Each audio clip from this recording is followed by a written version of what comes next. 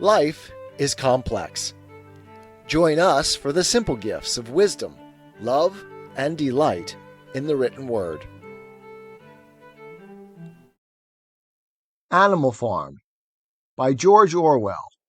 Chapter 6. Part 1. All that year the animals worked like slaves. But they were happy in their work. They grudged no effort or sacrifice, well aware that everything that they did was for the benefit of themselves and those of their kind who would come after them, and not for a pack of idle, thieving human beings.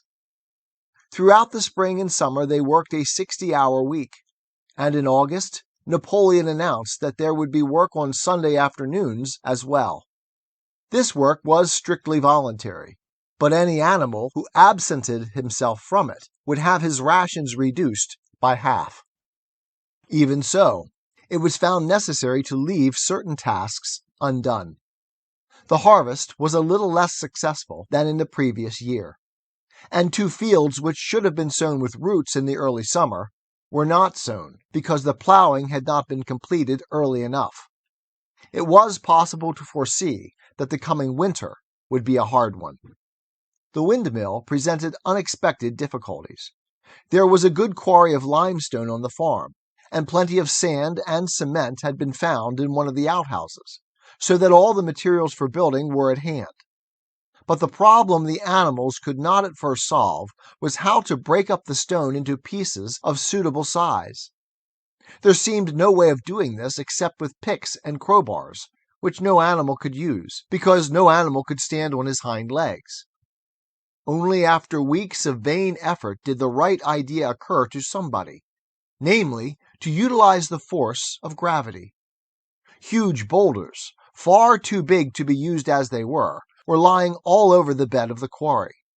The animals lashed ropes round these, and then all together, cows, horses, sheep, any animal that could lay hold of the rope, even the pigs sometimes joined in at critical moments, they dragged them with desperate slowness up the slope to the top of the quarry, where they were toppled over the edge to shatter to pieces below.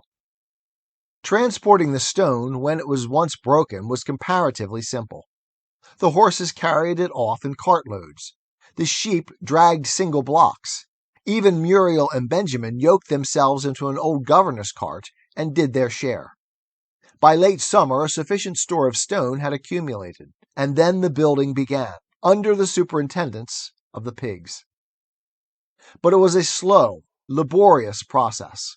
Frequently it took a whole day of exhausting effort to drag a single boulder to the top of the quarry, and sometimes, when it was pushed over the edge, it failed to break. Nothing could have been achieved without Boxer, whose strength seemed equal to that of all the rest of the animals put together. When the boulder began to slip and the animals cried out in despair at finding themselves dragged down the hill, it was always Boxer who strained himself against the rope and brought the boulder to a stop. To see him toiling up the slope inch by inch, his breath coming fast, the tips of his hoofs clawing at the ground, and his great sides matted with sweat, filled everyone with admiration. Clover warned him sometimes to be careful not to overstrain himself, but Boxer would never listen to her. His 2 slogans, "I will work harder," and "Napoleon is always right," seemed to him a sufficient answer to all problems. He had made arrangements with the cockerel to call him 3/4 of an hour earlier in the mornings instead of half an hour, and in his spare moments, of which there were not many nowadays, he would go alone to the quarry, collect a load of broken stone, and drag it down to the site of the windmill unassisted. The animals were not badly off throughout that summer, in spite of the hardness of their work. If they had no more food than they had had in Jones's day, at least they did not have less. The advantage of only having to feed themselves, and not having to support 5 extravagant human beings as well, was so great that it would have taken a lot of failures to outweigh it. And in many ways the animal method of doing things was more efficient, and saved labor. Such jobs as weeding, for instance, could be done with a thoroughness impossible to human beings. And again, since no animal now stole, it was unnecessary to fence off pasture from arable land, which saved a lot of labor on the upkeep of hedges and gates. Nevertheless, as the summer wore on, various unforeseen shortages began to make themselves felt. There was need of paraffin oil, nails, string, dog biscuits, and iron for the horses' shoes, none of which could be produced on the farm. Later, there would also be need for seeds and artificial manures, besides various tools, and, finally, the machinery for the windmill. How these were to be procured, no one was able to imagine. One Sunday morning, when the animals assembled to receive their orders, Napoleon announced that he had decided upon a new policy. From now onwards, Animal Farm would engage in trade with the neighboring farms. Not, of course, for any commercial purpose, but simply in order to obtain certain materials which were urgently necessary. The needs of the windmill must override everything else, he said. He was therefore making arrangements to sell a stack of hay and part of the current year's wheat crop, and later on, if more money were needed, it would have to be made up by the sale of eggs, for which there is always a market in Willingdon. The hens, said Napoleon, should welcome this sacrifice as their own special contribution towards the building of the windmill. Once again the animals were conscious of a vague uneasiness. Never to have any dealings with human beings, never to engage in trade, never to make use of money. Had not these been among the earliest resolutions passed at that first triumphant meeting after Jones was expelled? All the animals remembered passing such resolutions, or at least they thought that they remembered it. The 4 young pigs who had protested when Napoleon abolished the meetings raised their voices timidly, but they were promptly silenced by a tremendous growling from the dogs. Then, as usual, the sheep broke into 4 legs good, 2 legs bad, and the momentary awkwardness was smoothed over. Finally, Napoleon raised his trotter for silence and announced that he had already made all the arrangements. There would be no need for any of the animals to come in contact with human beings, which would clearly be most undesirable. He intended to take the whole burden upon his own shoulders. A Mr. Whymper, a solicitor living in Willingdon, had agreed to act as intermediary between Animal Farm and the outside world, and would visit the farm every Monday morning to receive his instructions. Napoleon ended his speech with his usual cry of "Long live Animal Farm!" and after the singing of Beasts of England, the animals were dismissed. Afterwards, Squealer made a round of the farm and set the animals' minds at rest. He assured them that the resolution against engaging in trade and using money had never been passed, or even suggested. It was pure imagination, probably traceable in the beginning to lies circulated by Snowball. A few animals still felt faintly doubtful, but Squealer asked them shrewdly, "Are you certain that this is not something that you have dreamed, comrades? Have you any record of such a resolution? Is it written down anywhere?" And since it was certainly true that nothing of the kind existed in writing, the animals were satisfied that they had been mistaken. Every Monday Mr. Whymper visited the farm, as had been arranged. He was a sly-looking little man with side whiskers, a solicitor in a very small way of business, but sharp enough to have realized earlier than anyone else that Animal Farm would need a broker, and that the commissions would be worth having. The animals watched his coming and going with a kind of dread, and avoided him as much as possible. Nevertheless, the sight of Napoleon on all fours delivering orders to Whymper, who stood on 2 legs, roused their pride and partly reconciled them to the new arrangement. 'Tis the gift to be simple, 'tis the gift to be free, 'tis the gift to come down where we ought to be, and when we find ourselves in the place just right, 'twill be in the valley of love and delight. When true simplicity is gained, to bow and to bend, we will not be ashamed. To turn, will be our delight, till by turning, turning, we come round right.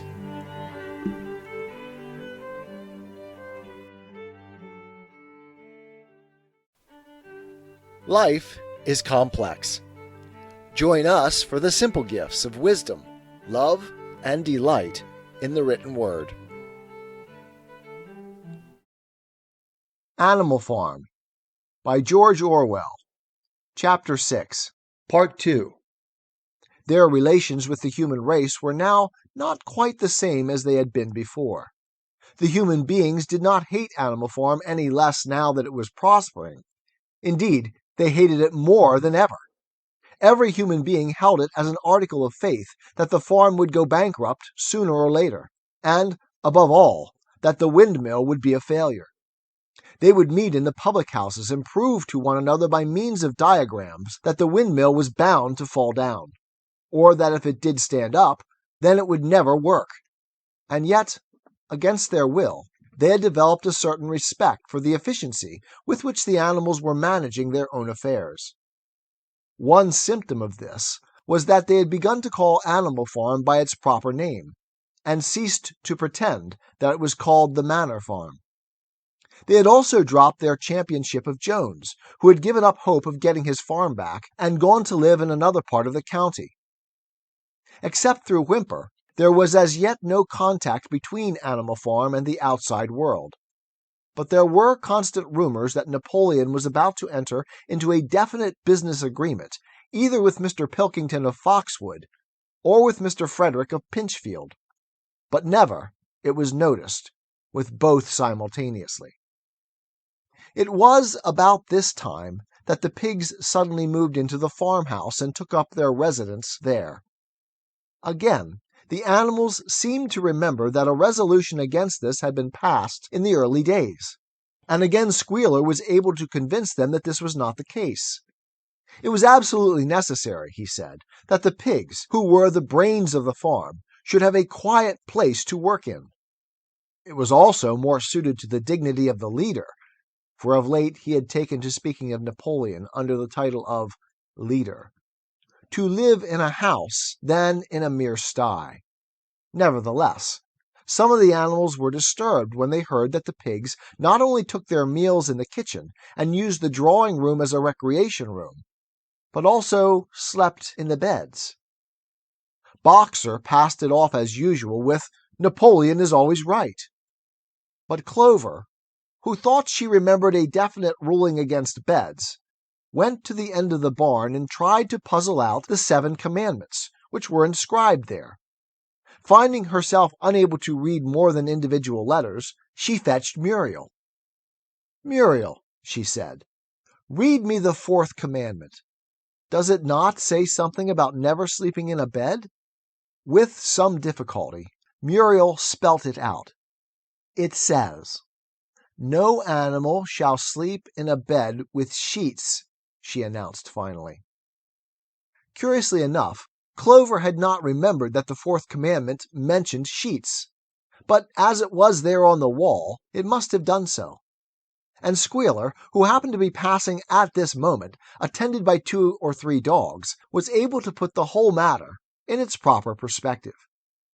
"You have heard, then, comrades," he said, "that we pigs now sleep in the beds of the farmhouse? And why not? You did not suppose, surely, that there was ever a ruling against beds? A bed merely means a place to sleep in. A pile of straw in a stall is a bed, properly regarded. The rule was against sheets, which are a human invention. We have removed the sheets from the farmhouse beds, and sleep between blankets. And very comfortable beds they are, too. But not more comfortable than we need, I can tell you, comrades, with all the brain work we have to do nowadays. You would not rob us of our repose, would you, comrades? You would not have us too tired to carry out our duties? Surely none of you wishes to see Jones back." The animals reassured him on this point immediately, and no more was said about the pigs sleeping in the farmhouse beds. And when, some days afterwards, it was announced that from now on the pigs would get up an hour later in the mornings than the other animals, No complaint was made about that, either. By the autumn, the animals were tired, but happy. They had had a hard year, and after the sale of part of the hay and corn, the stores of food for the winter were none too plentiful. But the windmill compensated for everything. It was almost half built now.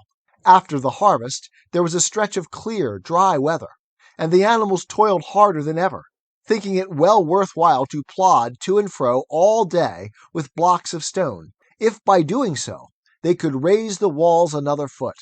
Boxer would even come out at nights and work for an hour or two on his own by the light of the harvest moon. In their spare moments, the animals would walk round and round the half-finished mill, admiring the strength and perpendicularity of its walls, and marveling that they should ever have been able to build anything so imposing. Only old Benjamin refused to grow enthusiastic about the windmill, though, as usual, he would utter nothing beyond the cryptic remark that donkeys live a long time. November came, with raging southwest winds. Building had to stop because it was now too wet to mix the cement. Finally, there came a night when the gale was so violent that the farm buildings rocked on their foundations, and several tiles were blown off the roof of the barn. The hens woke up squawking with terror, because they had all dreamed simultaneously of hearing a gun go off in the distance. In the morning, the animals came out of their stalls to find that the flagstaff had been blown down, and an elm tree at the foot of the orchard had been plucked up like a radish. They had just noticed this when a cry of despair broke from every animal's throat. A terrible sight had met their eyes. The windmill was in ruins. With one accord, they dashed down to the spot. Napoleon, who seldom moved out of a walk, raced ahead of them all. Yes, there it lay, the fruit of all their struggles, leveled to its foundations. The stones they had broken and carried so laboriously scattered all around.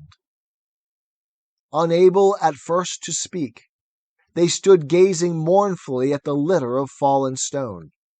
Napoleon paced to and fro in silence, occasionally snuffing at the ground. His tail had grown rigid and twitched sharply from side to side, a sign in him of intense mental activity. Suddenly he halted as though his mind were made up. "Comrades," he said quietly, "do you know who is responsible for this? Do you know the enemy who has come in the night and overthrown our windmill?" "Snowball!" he suddenly roared in a voice of thunder. "Snowball has done this thing, in sheer malignity, thinking to set back our plans and avenge himself for his ignominious expulsion. This traitor has crept here under cover of night and destroyed our work of nearly a year. Comrades, here and now I pronounce the death sentence upon Snowball. Animal hero second class, and half a bushel of apples to any animal who brings him to justice. A full bushel to anyone who captures him alive." The animals were shocked beyond measure to learn that even Snowball could be guilty of such an action. There was a cry of indignation, and everyone began thinking out ways of catching Snowball if he should ever come back. Almost immediately the footprints of a pig were discovered in the grass at a little distance from the knoll. They could only be traced for a few yards, but appeared to lead to a hole in the hedge. Napoleon snuffed deeply at them and pronounced them to be Snowball's. He gave it as his opinion that Snowball had probably come from the direction of Foxwood Farm. "No more delays, comrades!" cried Napoleon when the footprints had been examined. "There is work to be done. This very morning we begin rebuilding the windmill, and we will build all through the winter, rain or shine. We will teach this miserable traitor that he cannot undo our work so easily. Remember, comrades, there must be no alteration in our plans. They shall be carried out to the day. Forward, comrades! Long live the windmill! Long live Animal Farm!" 'Tis the gift to be simple. 'Tis the gift to be free. 'Tis the gift to come down where we ought to be. And when we find ourselves in the place just right, 'twill be in the valley of love and delight. When true simplicity is gained, to bow and to bend, we will not be ashamed. To turn will be our delight, till by turning, we come round right.